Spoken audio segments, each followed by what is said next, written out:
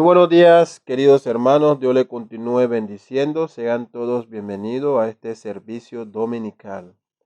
Vamos a empezar compartiendo un anuncio importante para todos los oyentes. Queremos informarles que los días 7, 8 y 9 de agosto se llevarán a cabo las conferencias Volviendo a las Doctrinas Olvidadas en conmemoración de los 112 años de aniversario del ministerio público de la primera iglesia bautista de Balboa. Para esta ocasión vamos a tener un ciclo de conferencias iniciando el viernes 7 de agosto desde las 6 de la tarde, hora Panamá, con el doctor Alonso Ramírez y el tema La Iglesia de Cristo, su ministerio y la predicación del Evangelio en tiempo de COVID-19. Luego el sábado 8 de agosto tendremos la segunda conferencia a cargo de nuestro hermano pastor, el doctor David Barceló desde España, quien nos traerá el tema Una iglesia llena de gozo en tiempos de crisis. El domingo 9 de agosto tendremos al pastor José Lam con la exposición de la palabra de Dios y el tema La promesa de Dios a su pueblo. Esto será a las 11 de la mañana el día domingo. Y el cierre de estas conferencias estará a cargo del pastor Andy de la Cruz el domingo 9 de agosto a las 4 de la tarde con el tema Ni vieja ni nueva normalidad, volvamos a la senda antigua.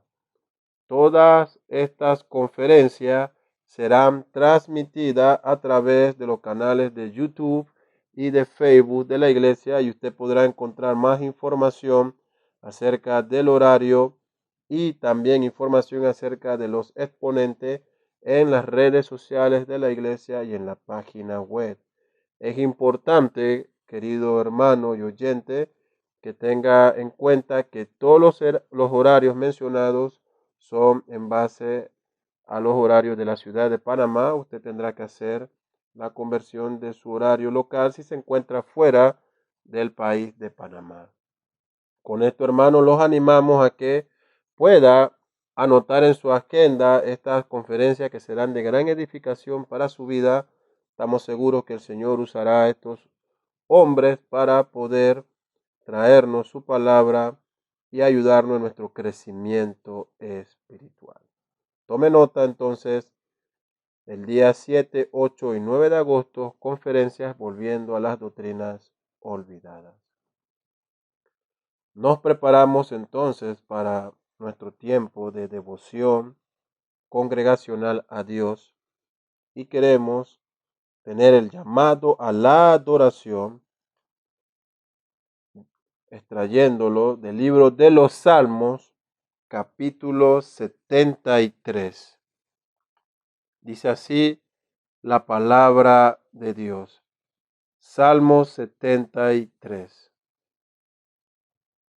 Ciertamente es bueno Dios para con Israel, para con los limpios de corazón. En cuanto a mí, casi se deslizaron mis pies, por poco resbalaron mis pasos. Porque tuve envidia de los arrogantes, viendo la prosperidad de los impíos. Porque no tienen congojas por su muerte, pues su vigor está entero. No pasan trabajo como los otros mortales, ni son azotados como los demás hombres. Por tanto, la soberbia los corona, se cubren de vestido de violencia, los ojos se les saltan de gordura, logran con creces los antojos del corazón, se mofan y hablan con maldad de hacer violencia, hablan con altanería, ponen su boca contra el cielo y su lengua pasea la tierra. Por eso Dios hará volver a su pueblo aquí, y aguas en abundancia serán extraídas para ellos. Y dicen, ¿cómo sabe Dios? ¿Y qué conocimiento en el Altísimo? He aquí estos impíos, sin ser turbados del mundo, alcanzaron riquezas. Verdaderamente en vano he limpiado mi corazón y lavado mis manos en inocencia, pues he sido azotado todo el día y castigado todas las mañanas. Si dijera yo, hablaré como ellos, he aquí, a la generación de tus hijos engañaría. Cuando pensé para saber esto, fue duro trabajo para mí, hasta que entrando en el santuario de Dios, comprendí el fin de ellos.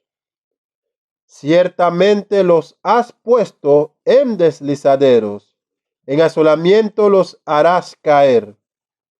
¿Cómo han sido asolados de repente? Perecieron, se consumieron de terrores, como sueño del que despierta. Así, Señor, cuando despertares, menospreciarás su apariencia. Se llenó de amargura mi alma, y en mi corazón sentía punzadas. Tan torpe era yo que no entendía. Era como una bestia delante de ti. Con todo, yo siempre estuve contigo. Me tomaste de la mano derecha, me has guiado según tu consejo, y después me recibirás en gloria. ¿A quién tengo yo en los cielos sino a ti? Y fuera de ti nada deseo en la tierra. Mi carne y mi corazón desfallecen, mas la roca de mi corazón y mi porción es Dios para siempre. Porque he aquí, los que se alejan de ti perecerán. Tú destruirás a todo aquel que de ti se aparta. Pero en cuanto a mí, el acercarme a Dios es el bien.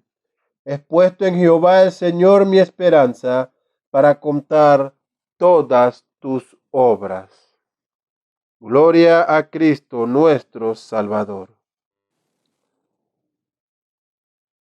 Ahora elevemos a Dios nuestra oración congregacional de confesión. Oremos.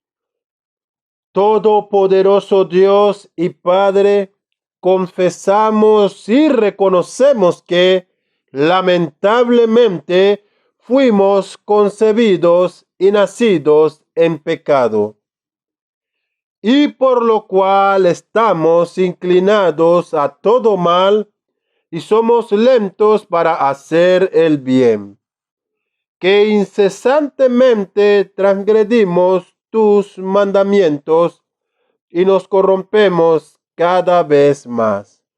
Pero nos arrepentimos de ello e invocamos tu ayuda y tu gracia. Por esta razón, ten misericordia de nosotros, nuestro Dios y Padre, lleno de gracias y misericordia, mediante tu Hijo, nuestro Señor Jesucristo. Danos más y más de tu Espíritu Santo, para que desde lo más profundo de nuestros corazones reconozcamos nuestro pecado y nuestra inmundicia, y para que obtengamos el verdadero arrepentimiento y dolor por dichos pecados, y te agrademos a ti con una vida nueva y piadosa. Amén. Ahora alabemos el santo nombre de Dios con el siguiente himno.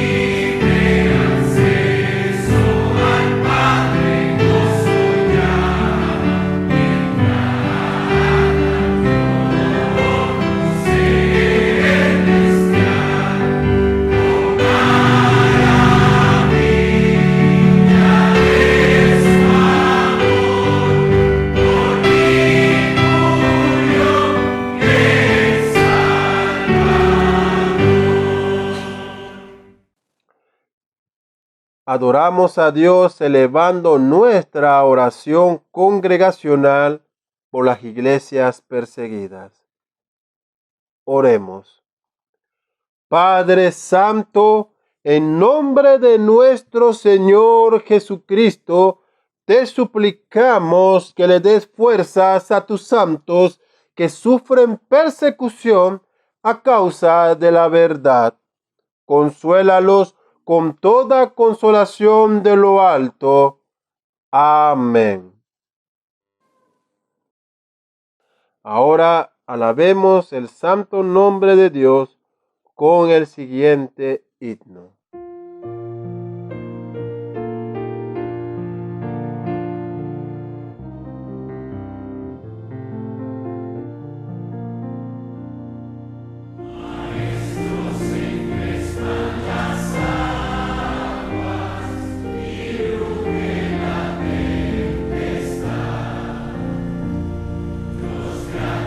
Abismos del cielo se llenan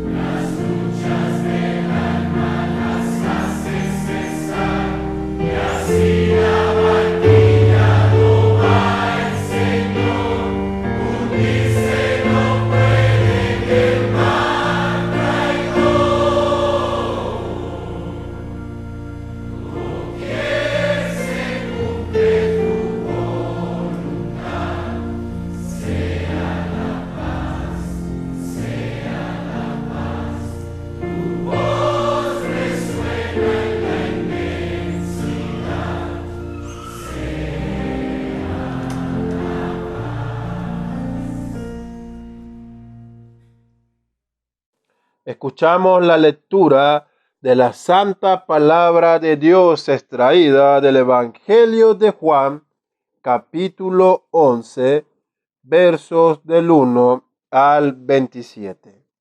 Leemos.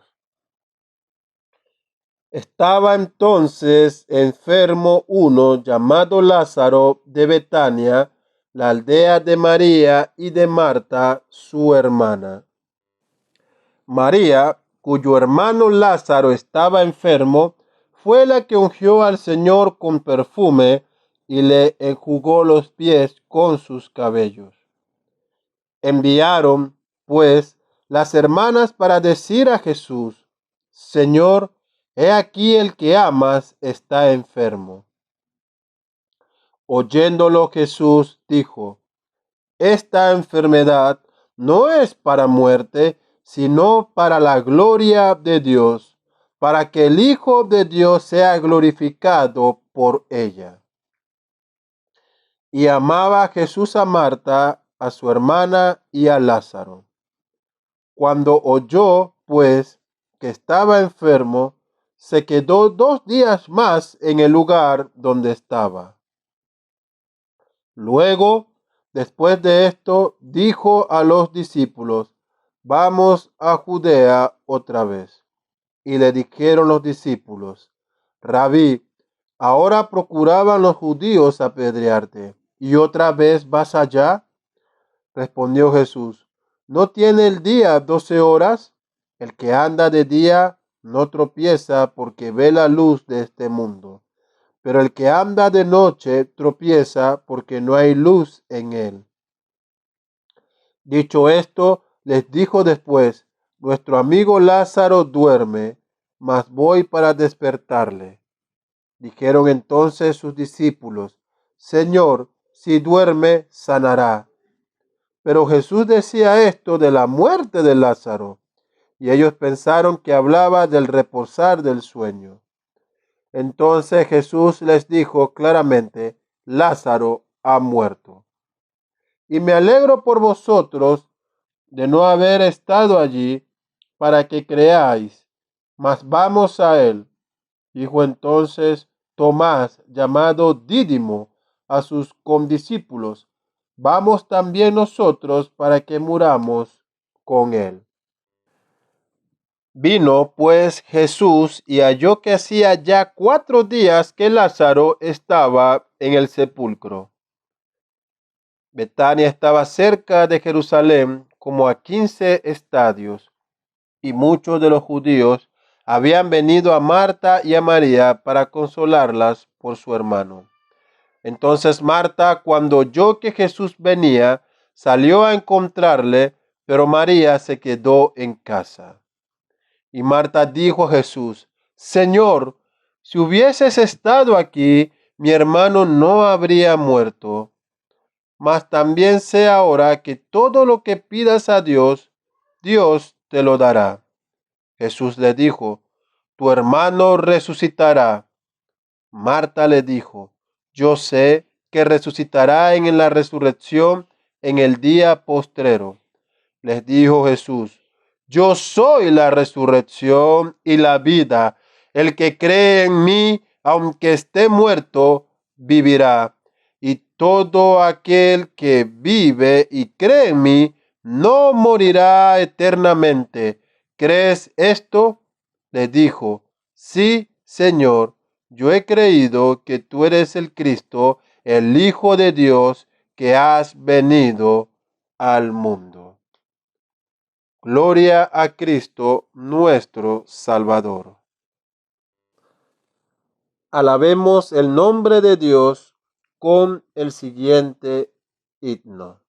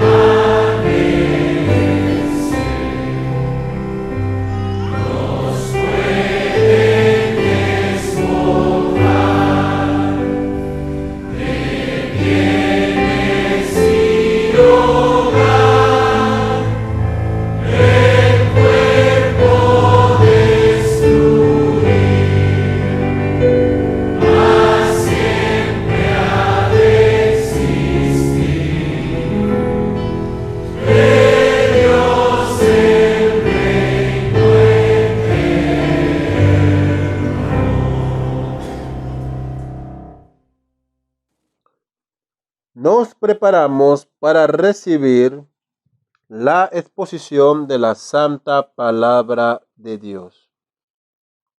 Saludos hermanos, el Señor los bendiga a todos ustedes en este día. Me gustaría que pudieran buscar en sus Biblias el Evangelio de Mateo capítulo 5, versículo 5 para dar lectura a la tercera bienaventuranza. Y dice así la palabra del Señor: Bienaventurados los mansos, porque ellos recibirán la tierra por heredad. Vamos a orar.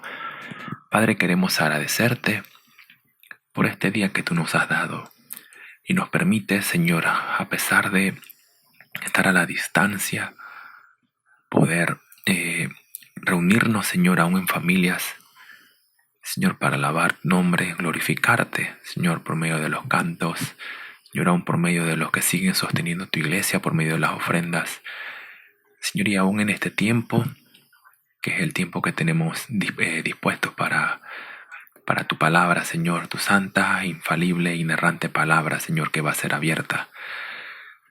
Padre, queremos pedirte en este tiempo, Señor, primeramente, por nuestras propias vidas, Señor. Ayúdanos a poder ver, Señor, en nuestros propios corazones, Señor, un corazón que está inclinado a desviarse, Señor, de tus verdades. Señor, todos los días nos rebelamos contra ti. Señor, nos apartamos de lo que nos dice tu palabra. Pero te pedimos, Señor, que uses tu santo consejo, Señor, una espada de dos filos que es tu palabra, que penetre lo más profundo de nuestro ser, Señor, y nos ayudes a discernir las intenciones y deseos en nuestros corazones. Señor, para que cada día seamos más y más conformados a la imagen de tu Hijo. Padre, te pedimos que nos abras el entendimiento para que podamos ver con mayor claridad tu palabra, Señor, y lo que tú exiges de nosotros con este tema de las bienaventuranzas. Que tu Espíritu Santo, quien es el Paracletos, nos ayude y que use tu palabra expuesta en este día para nuestra edificación. Te pedimos esto y dejamos este tiempo en tus manos en nombre de Cristo Jesús. Amén. Como panameños, tenemos una tendencia bastante particular cuando estamos en desacuerdo con alguien, donde solemos decir: donde me la haga, me la paga. ¿Quién se cree? Yo no me dejo, yo no me voy a dejar. ¿Le suena familiar? De hecho, me imagino que algunos de ustedes deben encontrarse con alguna sonrisa en la cara, puesto que en algún momento ha usado esta expresión, ya sea con algún jefe, compañero de trabajo o algún amigo, o sea, con quien sea. No obstante, aunque es bastante jocosa esta expresión, no es correcta, puesto que demuestra una actitud de orgullo y conflicto de nuestra cultura. Usted puede ver que eso es algo que impera a tal punto que aún los padres le dicen a sus hijos: no te dejes de nadie. Y aunque es cierto que hay que defenderse, no es el tema el día de hoy, sino en el hecho de que nuestra cultura, o que culturalmente somos conflictivos, orgullosos, y creemos que no las sabemos todas. ¿Por qué? Porque se escucha también: ¡ay, que me diga algo! ¿Quién se cree que es? ¿Mi mamá? Cuando vemos esa actitud nacional a la luz de las escrituras, podemos apreciar que nuestra sociedad panameña es una que está en total oposición a las escrituras, y como tal necesita que la palabra de Dios sea predicada y llevada a todos con el propósito que conozcan a la verdad. Esta tercera bienaventuranza: bienaventurados los mansos, porque ellos recibirán la tierra por heredad. Es algo en lo que debemos meditar en este tiempo y ver qué es lo que necesitamos dejar a un lado, qué es lo que necesitamos desaprender, ya que está en nuestro ADN social y cultural. Y ver, enfocarnos en qué es lo que nos dicen las escrituras. Por lo que el día de hoy estaremos viendo este tema en la tercera bienaventuranza: los mansos, porque ellos recibirán la tierra por heredad. Y eso lo componen este punto de los mansos y la herencia que recibiremos. pero el día de hoy estaremos solamente viendo un punto con 3 subpuntos. Los mansos. ¿Qué es lo que eso significa? ¿Quiénes son? Y cómo ser manso, aunque los tres están bastante interrelacionados el uno con el otro. Así que, los mansos, ¿qué significa eso? El término griego utilizado aquí para hablar de mansos es la palabra praus, que nos habla acerca de ser humildes. No obstante, esta palabra no habla de una humildad referente a pobreza, sino respecto a una característica o virtud en la cual se enfoca esa actitud o la actitud de la persona. En el diccionario Robertson dice lo siguiente: el manso, hoi praise. Wycliffe dice: benditos sean hombres suaves, hombres blandos. Los antiguos usaban la palabra para conducta externa y hacia los hombres. No lo clasificaron como una virtud. Era una leve ecuanimidad que a veces era negativa y a veces era positivamente amable. Pero Jesús levantó la palabra a una nobleza nunca antes alcanzada. De hecho, las bienaventuranzas asumen un nuevo corazón, porque el hombre natural no encuentra en la felicidad las cualidades mencionadas aquí por Cristo. Dice la palabra inglesa manso ha perdido en gran medida la fina mezcla de equilibrio espiritual y fuerza que define el maestro. Él se llama a sí mismo manso y humilde de corazón. Y Moisés también se llama manso. Es la gentileza de la fuerza, no una afeminación o ser afeminado. En buen panameño, cuando se habla de manso, se piensa que es, usted disculpará la terminología, una persona estúpida o incompetente. En algunos casos lo llaman un zoquete o algún otro término despectivo que usted y yo conocemos y que obviamente no voy a usar. No obstante, ser manso involucra el hecho también de controlar o sujetar aquellas pasiones. Un ejemplo bastante práctico para eso es el caballo.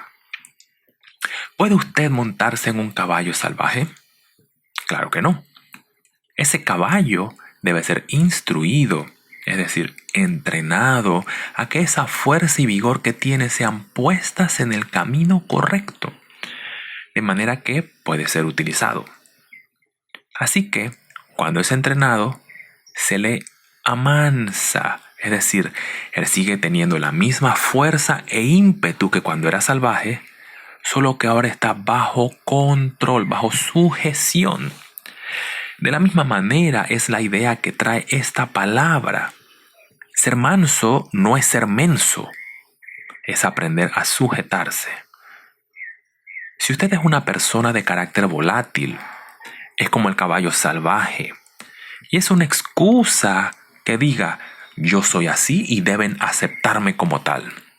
Eso es totalmente errado, ya que ese carácter volátil, esa impulsividad con la que a veces actuamos sin medir las cosas, o en algunos casos donde la lengua domina más que el cerebro, debe ser entrenado, puesto en sujeción de la misma manera que se hace con el caballo.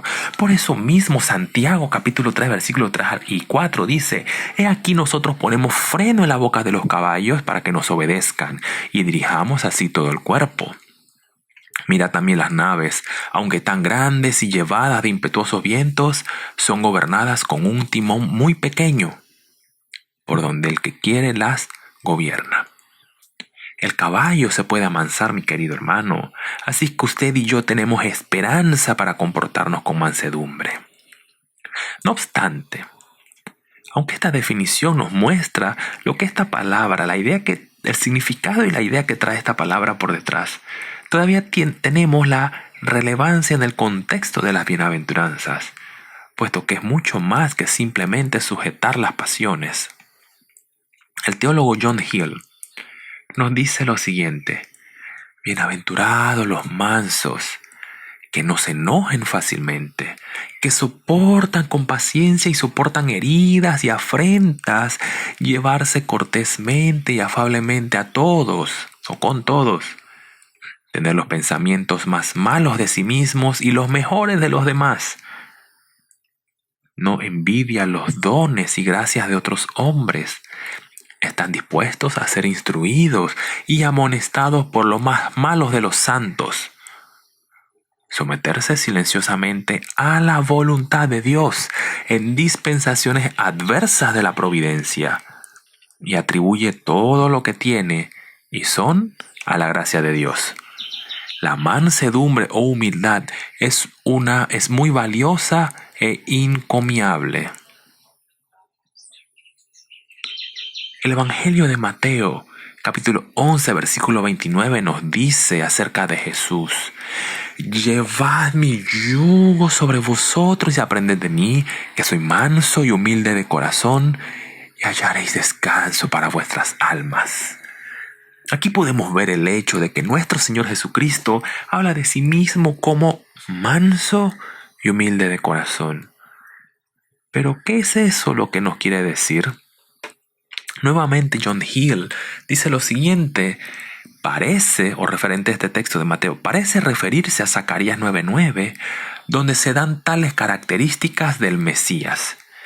La mansedumbre y humildad de Cristo aparecen en su asunción de la naturaleza humana, en su sujeción a su Padre, en todo su comportamiento y conversación entre los hombres, en su sumisión a la ordenanza del bautismo, en todo el curso de su obediencia a Dios y en sus sufrimientos y muerte, y todos sus seguidores deben imitarlo aquí, quienes pueden aprender muchas cosas excelentes de su ejemplo, así como su doctrina, y particularmente que aunque era una gran persona, obviamente el Mesías, pero condescendiente para realizar cada deber con disposición y alegría, sus discípulos no deberían pensar debajo de ellos para conformarse a cada ordenanza, a cada rama o a cada uno a su voluntad, porque les ha dado un ejemplo que deben pisar sus pasos y caminar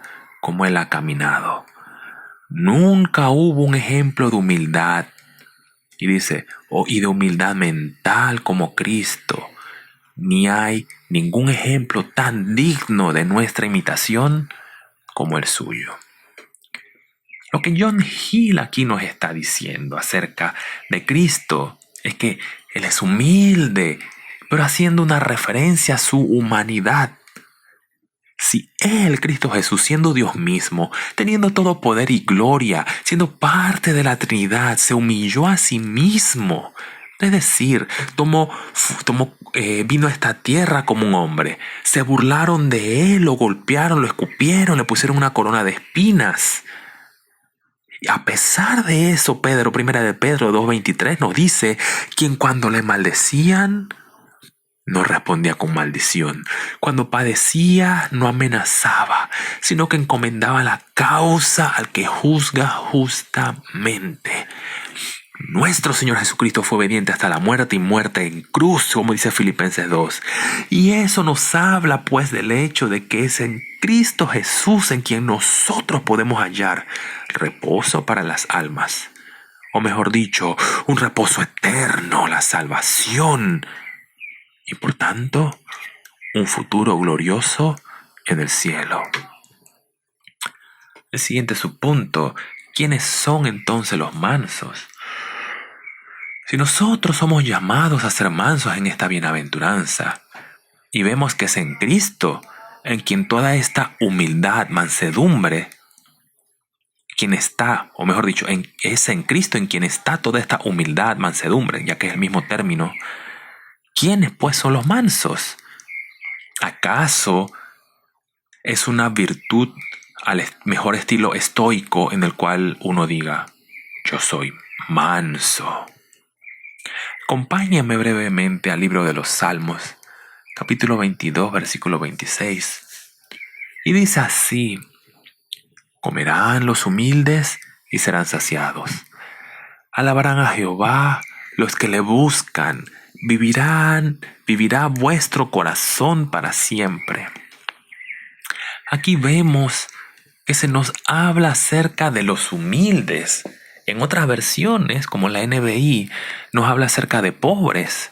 Dice serán saciados. Mas realmente el término aquí utilizado es el de humildad o aflicción, es decir, llevar o sobrellevar algo pesado. Por eso vemos que aquellos que tienen ese carácter afable, apacible, serán satisfechos.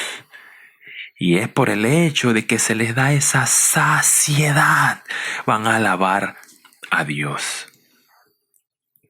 Sin embargo, vemos que también aquí se menciona el hecho de que estos humildes serán saciados, pero no específicamente de alimento físico, sino como dice Deuteronomio 8:3, y leo, dice así: y te afligió, y te hizo tener hambre, y te sustentó con maná, comida que no conocías tú ni tus padres la habían conocido, para hacerte saber que no solo de pan vivirá el hombre, mas de todo lo que sale de la boca de Jehová vivirá el hombre.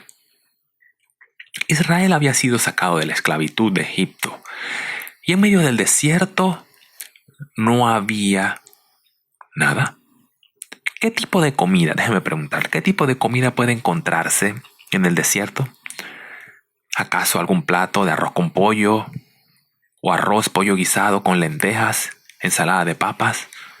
Claro que no, porque eso es muy panameño, muy nacional. El punto aquí es que en el desierto, donde prácticamente no hay plantas, lo más que usted puede encontrarse es un escorpión o una serpiente, y no para comérselas.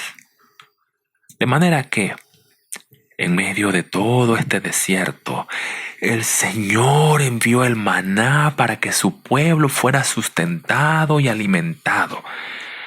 Pero la actitud de la mayoría del pueblo fue quejarse. Y aún le dijeron a Moisés: "Ey, mejor nos hubieras dejado en Egipto, siendo esclavos, teníamos comida. Y aquí en este desierto nos vamos a morir de hambre y de calor". Usted puede verlo en Éxodo 16. Pero, ¿considera usted que eran todos los del pueblo los que se quejaron? Y puedo inferir que posiblemente no. Y le explico por qué. Porque de la misma manera que de 12 espías, solo 2, Josué y Caleb, confiaron en las promesas de Dios, de la misma manera, solo aquellos humildes, aquellos que aguantaban toda clase de aflicción, con humildad, con mansedumbre, por causa de las promesas del Señor. Y lo mismo sucedió con nuestro Señor Jesucristo cuando fue tentado. Él usó estas mismas palabras cuando tenía 40 días sin comer. Él soportó todo eso porque había un propósito, y era demostrar quién era Él y no sucumbir a Satanás. Eso me lleva a lo que estamos viviendo el día de hoy con el coronavirus. Yo no menoscabo todo lo que está aconteciendo a nuestro alrededor. Y ya usted me ha escuchado decir esto anteriormente. Vemos a nuestro alrededor todo lo que se escucha acerca de conspiración, y no solamente conspiración, de corrupción, y en nuestro gobierno, en nuestra nación, robos millonarios. Pero es más fácil quejarnos, hablar mal de nuestras autoridades, y no hemos hecho lo que tenemos que hacer: ser mansos y humildes de corazón. Le pregunto, ¿ha clamado usted al Señor por eso? ¿Le ha dicho al Señor en su oración: Padre, ¿hasta cuándo será esto? ¿Por qué permites que esto pase? Es cierto que muchas personas están pasando un tiempo muy difícil en sus hogares, ya sea por el virus, ya sea por el factor económico o ya sea cual sea el factor que esté afectando. Pero esta generación es tan narcisista e histriónica y aún incluso algunos cristianos tienen esta misma actitud. Tristemente, y siendo sinceros, no hemos rogado como debemos. No hemos sido praos como se debe, como se nos dice en la Biblia. Y es como le decía a un hermano con quien conversaba en estos días, debemos ver en nuestros corazones rebeldes y caídos que no somos mejores que nuestros gobernantes. Debemos afligirnos y humillarnos, porque estas cosas que estamos viviendo, por todo lo que estamos viviendo, pero hemos preferido escoger el camino rápido. Y nos quejamos justamente como Israel en el desierto, dando a entender que estamos disconformes con lo que Dios ha determinado. Usted que me escucha, le pregunto esto. ¿Cree que la Biblia es inerrante? ¿Es infalible? Es decir, que no contiene errores, es la palabra de Dios, ¿cierto?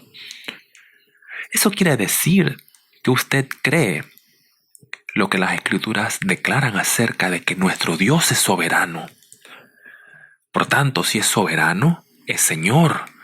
Y esto que estamos atravesando no es un accidente dentro de sus propósitos. Son sus propósitos. Por lo que usted y yo debemos aprender a depender más de Él. A clamar. A ser humildes. Así como Jesús actuó en las injusticias, nosotros debemos actuar. Cuando lo golpearon, cuando lo escupieron, cuando se burlaron, Él no abrió su boca. Así que cuando usted y yo vemos cosas que van directamente en contra de nosotros, no debemos saltar inmediatamente pensando, es que son mis derechos. Si somos verdaderamente hijos de Dios y queremos agradar a Dios, debemos entonces anhelar esta bienaventuranza, ser humildes, porque hay una promesa. Y debemos hacer eso, como dice el Salmo 22, comerán los humildes y serán saciados, alabarán a Jehová los que le buscan, vivirá vuestro corazón para siempre. Esto pues, hermano, es algo en lo que en nuestra vida debemos buscar este foco, en ser saciados por el Señor, en alabar y glorificar su nombre. Por eso nuestro anhelo por ser humildes también debe ser como se menciona en Salmo 25:9, que dice, encaminará a los humildes por el juicio y enseñará a los mansos su carrera. Lo que debemos o lo que tenemos, esto es lo que debemos buscar. No vemos en ninguna parte promesas de bendición para los orgullosos, a los conflictivos o los avaros, sino para los humildes y mansos de corazón. Por eso este Salmo 25 nos enseña que es el mismo Dios quien dirige los pasos de los humildes, para mostrarles el camino que se debe seguir. Sin embargo, vale la pena preguntarse, si tengo la Biblia y la leo todos los días, ¿no estoy entonces cumpliendo con eso ya? Y es cierto que leamos y oremos todos los días, debemos hacerlo, pero hay que tener cuidado en pensar que podemos ser cristianos autónomos. Lo que debemos hacer es, como se nos exhorta también en Salmos 69, 32 y 33, lo verán los oprimidos y se gozarán, buscad a Dios y vivirá vuestro corazón. Porque Jehová oye a los menesterosos y no menosprecia a sus prisioneros. La Nueva Versión Internacional dice, los pobres verán esto y se alegrarán.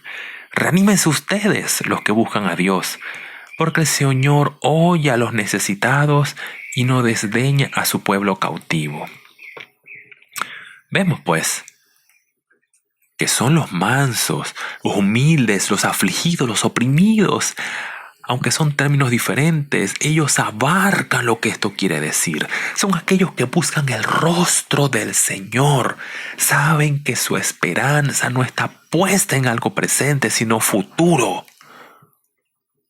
Pero también aquí tenemos que el Señor solamente oye a los que se acercan a Él en búsqueda de su auxilio. Y le pregunto, ¿pueden todos acercarse de esa manera al Señor confiadamente? Sí, si lo hacen por medio de la manera que Él ha establecido, y eso es por medio de Cristo Jesús. No hay otro medio, no hay otra forma de que Él oiga al pobre y al menesteroso.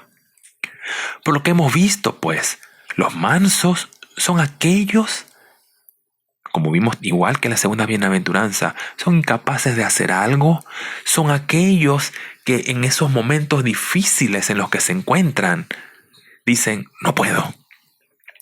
Se necesita esa dependencia en el Señor para seguir adelante, porque Él nos escucha.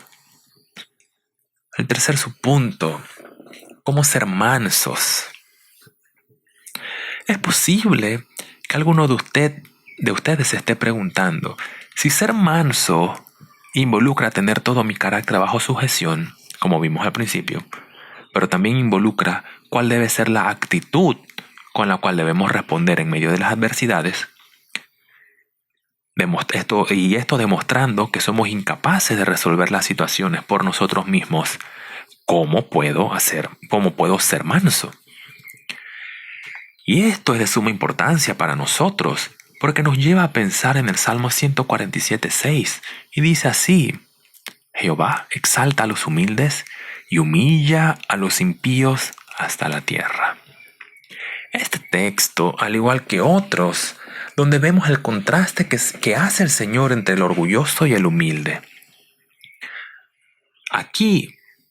Tanto aquí como en otros lugares, se nos dice que este tipo de personas Dios los va a humillar, es decir, los orgullosos, por tener una actitud altiva. Es más, Proverbios 6, 16 al 19 nos dice: 6 cosas aborrece Jehová, y aún 7 abomina su alma: los ojos altivos, la lengua mentirosa, las manos derramadoras de sangre inocente, el corazón que maquina pensamientos inicuos, los pies presurosos para correr al mal, el testigo falso que habla mentira y el que siembra discordia entre los hermanos. Si usted pudo percatarse, no es solo el asesino, no es solo el perverso de corazón o el mentiroso que Jehová aborrece, sino también a los altivos, orgullosos, el opuesto al humilde. Es posible que usted esté pensando que esto suena muy parecido a la segunda bienaventuranza, y de hecho tiene muchísima relación, no solo porque es todo del consejo de la Biblia, sino que por la misma naturaleza de este tema, las bienaventuranzas. Y por tanto las bienaventuranzas están dentro del Sermón del Monte, que el Sermón del Monte termina diciendo: serán prudentes si escuchan mis palabras. Por lo que, aunque suena muy parecido lo de los pobres y los mansos, son dos cosas diferentes. Como pobres, vemos que no tenemos absolutamente nada para llegar al Señor. El humilde es una actitud en la cual ve que no puede hacer nada. Es decir, si lo contrastamos con el orgullo, él no depende de nadie. El orgulloso. Él no depende de nadie. Nadie es tan bueno como él. En cambio, el humilde sabe que podría hacer mejor las cosas, pero depende de alguien mucho mayor. De manera que aquí podemos ver esa diferencia entre ambos. Uno, no tener nada, y lo otro, una actitud. Así que, cuando vemos esto en nuestra vida cristiana y estamos en medio de una lucha o una prueba o una necesidad, ¿a quién debemos recurrir? El cristiano no se levantará para hacerlo y dirá: ¡cuánta grandeza tengo! O mira, soy capaz de resolver las cosas. El humilde dice: no puedo levantarme. Me faltan las fuerzas para hacerlo. Señor, auxilio. Por eso usted puede ver a lo largo de la historia cristiana cómo estos grandes hombres, para nosotros son grandes, tuvieron esa misma actitud. Ellos reconocieron que no podían hacer las cosas, no eran capaces de hacer las cosas. Más bien se enfocaron en ser fieles en lo poco que tenían a la mano, y el Señor los exaltó. Por ejemplo, ¿acaso Martín Lutero pensó que la reforma llegaría al nivel que alcanzó? Él realmente lo estaban buscando para matarlo, y lo tenían escondido en un castillo. Y fue allí, en medio de su tribulación, en medio de ver que era incapaz de hacer nada, aún en su propia vida, él compuso Ein Festburg ist unser Gott. Dice: castillo fuerte es nuestro Dios. Y aún el mismo Lutero dijo: mientras yo dormía, la palabra de Dios trabajaba. No somos nosotros, es Dios. Cuánta confianza tuvieron estos hombres en el Señor. Y eso es exactamente lo que usted y yo debemos hacer en los momentos difíciles. Reconocer que lo que atravesamos es mucho más grande que nosotros. Somos incapaces de resolver algún problema si no es porque pedimos ayuda al Señor. De la misma manera, aquellos que están en esa búsqueda de respuesta para su vida no la obtendrán si no se humilla delante de Dios de la manera que Él requiere. Y eso es creyendo en Cristo Jesús. Por tal motivo, también el Salmo 149:4, sí, dice: porque Jehová tiene contentamiento en su pueblo, hermosaré a los humildes con la salvación. ¿Puedo hacerle otra pregunta de tantas que le he hecho? ¿Alguna vez usted ha escuchado a un cristiano decir: yo me merecía la salvación? Y aunque en este salmo algunas versiones hablan de dar la victoria, lo que vemos aquí es que para poder acercarnos al Señor debe ser hecho de esta manera, con un corazón no orgulloso. Es decir, que alguien que piensa que puede hacerlo todo, que es capaz de resolver las cosas. Esa actitud para estas personas que actúan con orgullo, Dios es una añadidura, es un accesorio, no su Salvador. Y esa actitud fue la que tuvieron los sacerdotes, los escribas y fariseos en el tiempo de Jesús. Ellos se consideraban sanos cuando por dentro estaban carcomidos por el pecado. Mas aquellos que sí fueron humildes, que sí creyeron al que Dios había enviado, entonces ellos fueron hermoseados con la salvación.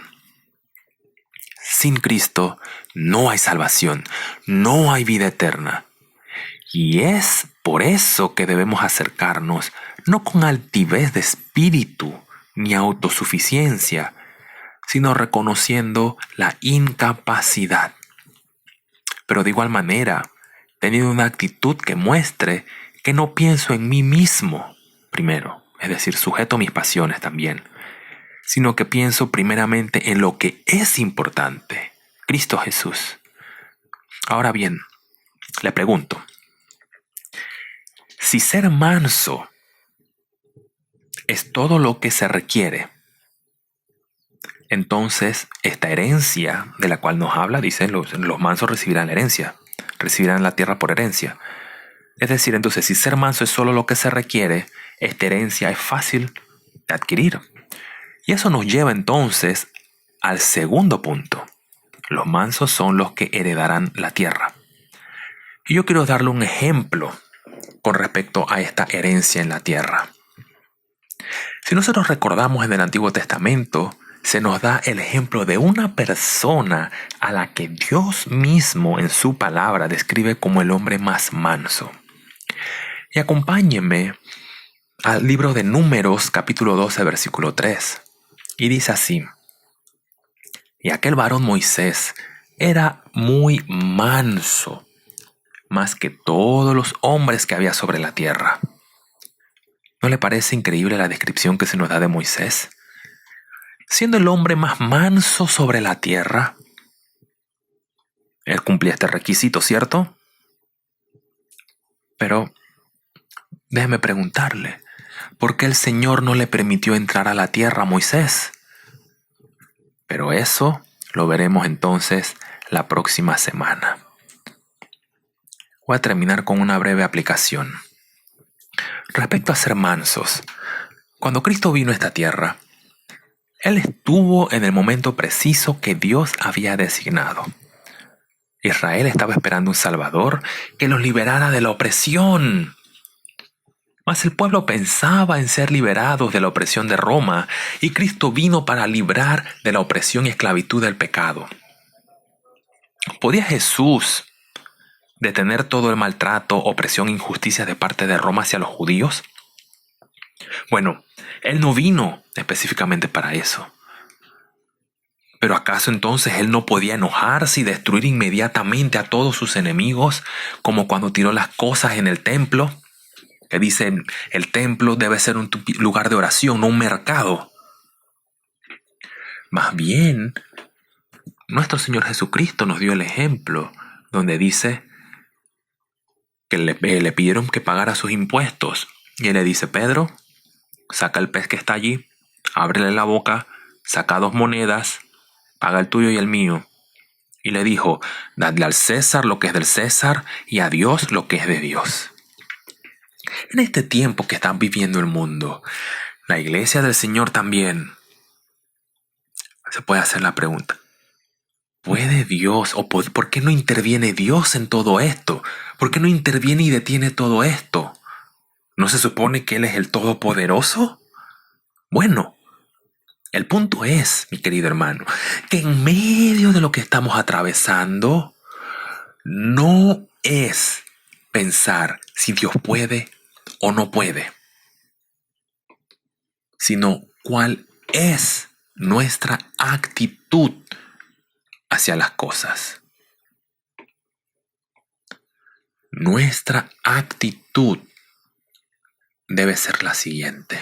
Acompáñenme brevemente al libro de Gálatas. Capítulo 5, versículo 16 al 26 dice: digo pues, andad en el Espíritu y no satisfagáis los deseos de la carne, porque el deseo de la carne es contra el Espíritu y el Espíritu es contra la carne, y estos se oponen entre sí para que no hagáis lo que queráis, porque si sois guiados por el Espíritu no estáis bajo la ley. Y manifiestas son las obras de la carne, que son adulterio, fornicación, inmundicias, lascivias, idolatría, hechicerías, enemistades, pleitos, celos, iras, contiendas, disensiones, herejías, envidias, homicidios, borracheras, orgías y cosas semejantes a estas, acerca de las cuales os amonesto, como os he dicho antes, que los que practican tales cosas no heredarán el reino de Dios.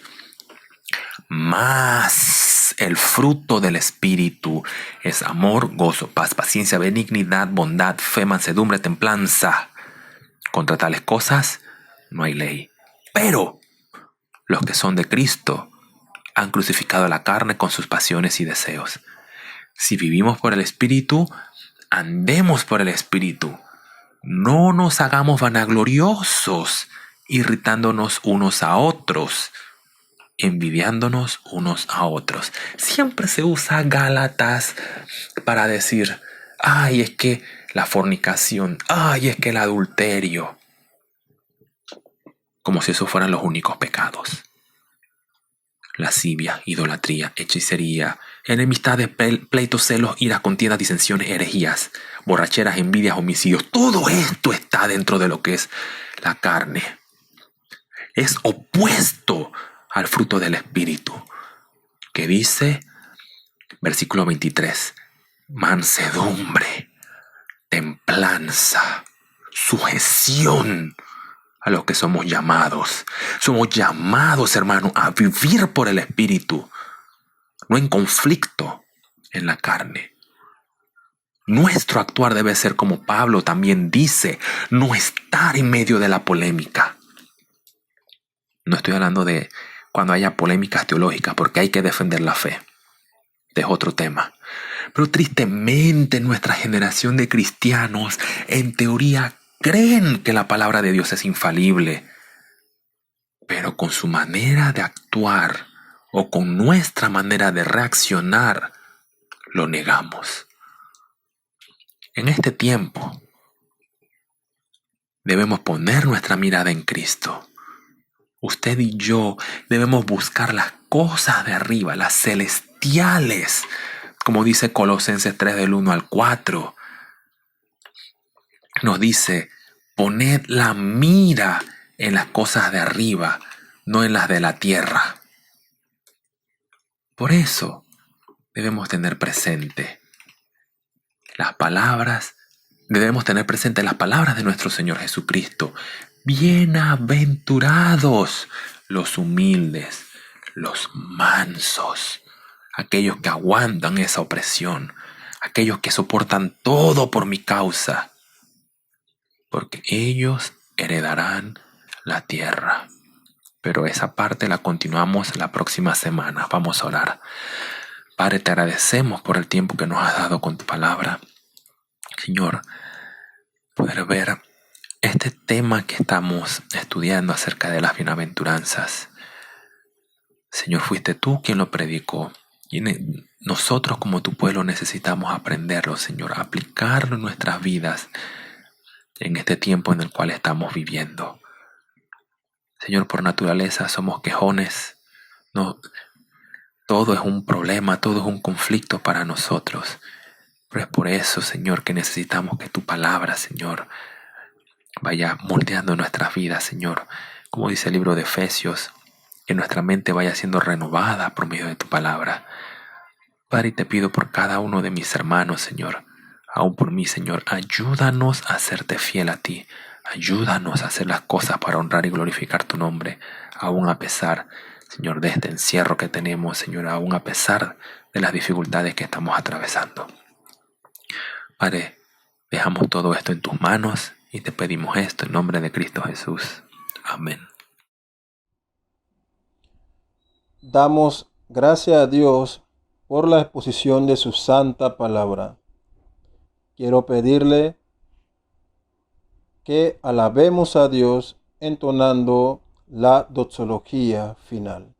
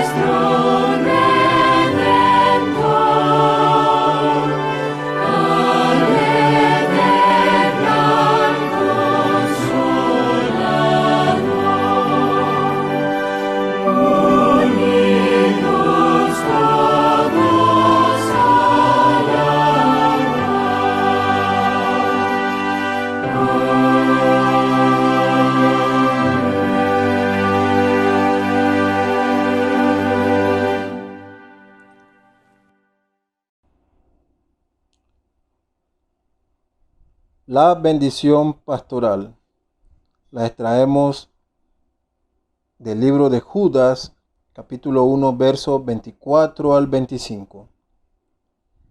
Y aquel que es poderoso para guardaros sin caída y presentaros sin mancha delante de su gloria con gran alegría. Al único y sabio Dios, nuestro Salvador, sea gloria y majestad, imperio y potencia, ahora y por todos los siglos. Amén. Que Dios bendiga a su iglesia.